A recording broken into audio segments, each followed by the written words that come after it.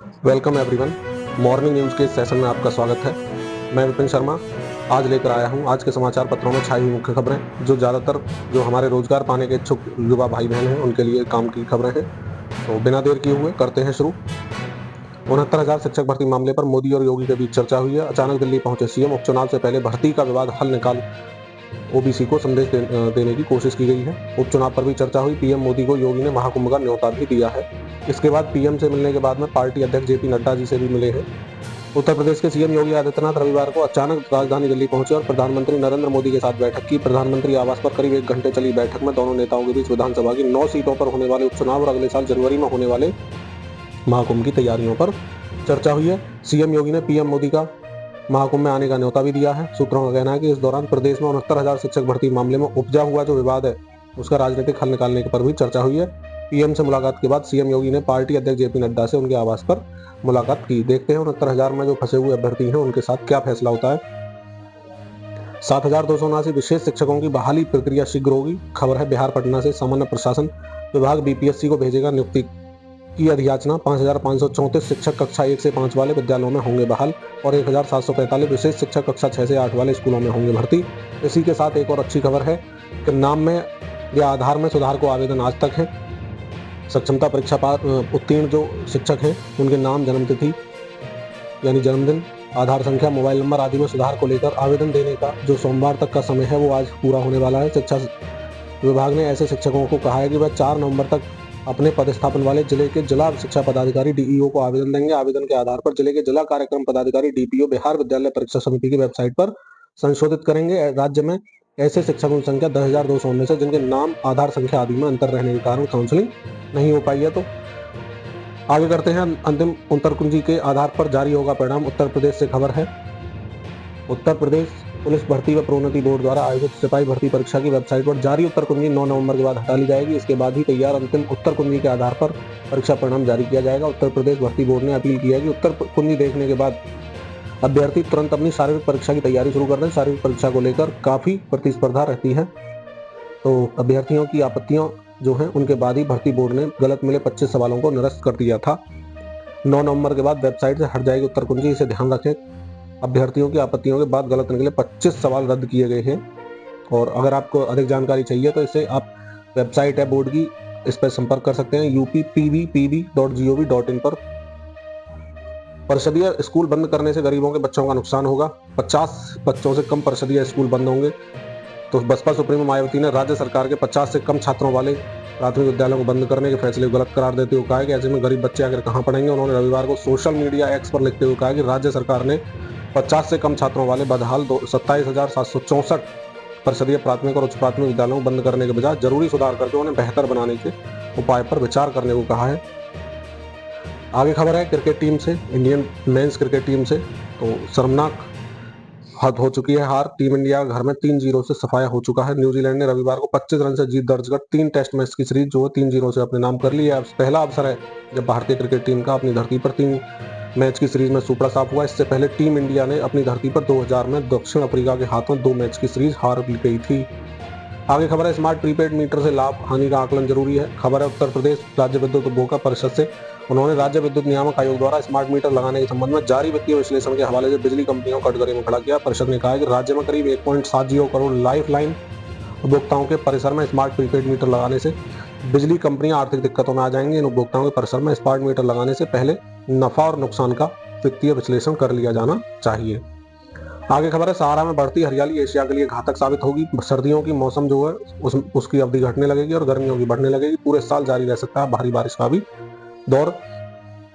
क्या है खबर, बूंद बूंद पानी के लिए तरसता सहारा जो रेगिस्तान है। पिछले कुछ वर्षों में अच्छी बारिश देखी गई है यहाँ पर। इससे दुनिया के सबसे बड़े मरुस्थल में हरियाली बढ़ गई है, लेकिन एशिया समेत दुनिया भर में जलवायु पर जो इसका असर है वो देखने को मिलेगा। यदि ऐसा हुआ तो एशिया में सर्दियों के मौसम की अवधि घटने लगेगी और गर्मियों की बढ़ने लगेगी।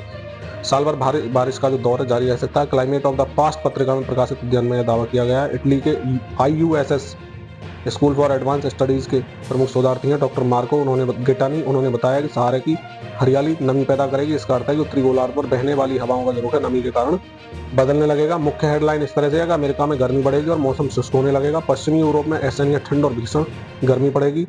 मध्य यूरोप में लू झेलनी पड़ेगी। भूमध्य सागर ठंडा होने लगेगा और बारिश का दौर बढ़ेगा। एशिया में सर्दियों में गर्मी की जो एहसास है वो ज़्यादा होगा और भारी बारिश भी बढ़ेगी। आगे खबर है, दिल्ली में शीर्ष पर पहुंचा प्रदूषण, 2-3 दिनों तक राहत की कोई उम्मीद नहीं है। तो दिल्ली वासियों के लिए बड़ा ध्यान देने की जरूरत है, अपने स्वास्थ्य का ध्यान रखें और घर से बाहर निकलें तो मास्क वगैरह पहनकर निकलें।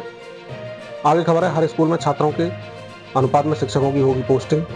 खबर है बिहार पटना से, और सभी प्राथमिक, मध्य माध्यमिक और उच्च माध्यमिक विद्यालयों में होगी एक व्यवस्था। 75,000 विद्यालयों में शिक्षक और छात्रों का अनुपात है उसका जो कराया जा रहा है आकलन।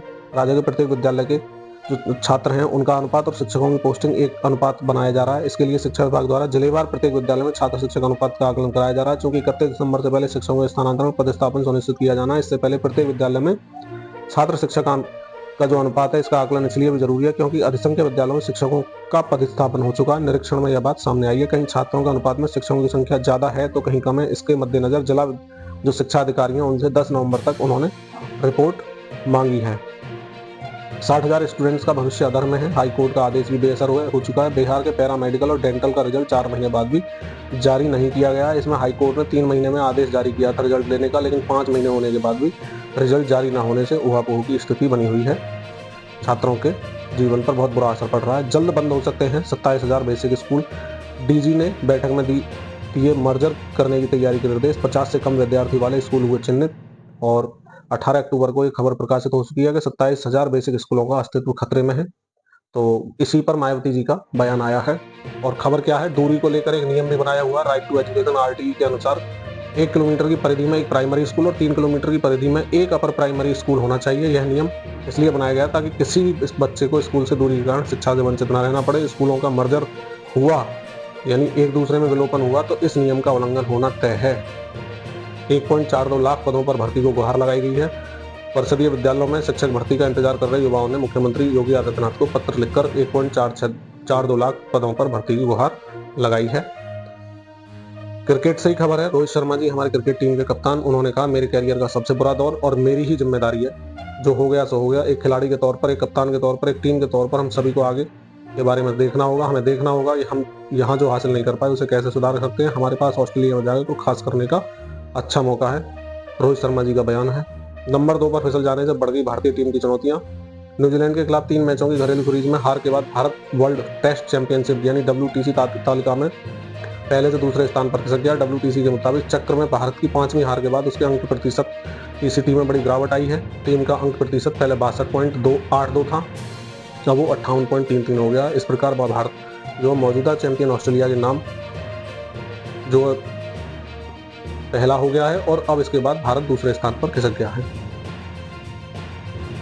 आगे खबर है, 6 लाख नए बीएड बेरोजगारों के लिए 3 साल से कोई भर्ती नहीं आई है। शिक्षकों के 4,163 पदों पर भर्ती के लिए 2.5 साल से इंतजार कर रहे हैं 8.69 लाख अभ्यर्थी। ऐसा सके माध्यमिक विद्यालयों में टीजीटी पीजीटी के लगभग 24,000 पद खाली हैं और राजकीय विद्यालयों में भी 10,000 पद रिक्त हैं। तो इस पर कहीं ना कहीं प्रशासन को संज्ञान में लेकर और इससे विद्यालयों की स्थिति भी सुधरेगी। अगर भर्ती होती है तो शिक्षा की गुणवत्ता में सुधार होगा और बेरोजगार दर भी जो है वो बेरोजगारी भी कम होगी। अब सीएचओ के 7,401 पदों पर होगी भर्ती। पहले 5,582 पदों पर मांगे गए थे आवेदन। मानदेय भी बढ़ा। जनवरी में आवेदन करने वालों को 2 बार आवेदन की कोई जरूरत नहीं है। प्रदेश में सामुदायिक स्वास्थ्य कार्यकर्ता सीएचओ के 7,401 पदों पर भी होगी भर्ती। इससे पहले 5,582 पदों पर आवेदन मांगे गए थे। पद बढ़ाने के साथ ही मानदेय भी 20,500 से बढ़ाकर 25,000 कर दिया गया। आवेदन प्रक्रिया शुरू हो गई है। अंतिम तिथि 17 नवंबर है। अगर आप भी इच्छुक हैं और योग्यता है आपके अंदर तो जाएं और आवेदन करेंगे। उत्तर प्रदेश लखनऊ से एक खबर थी।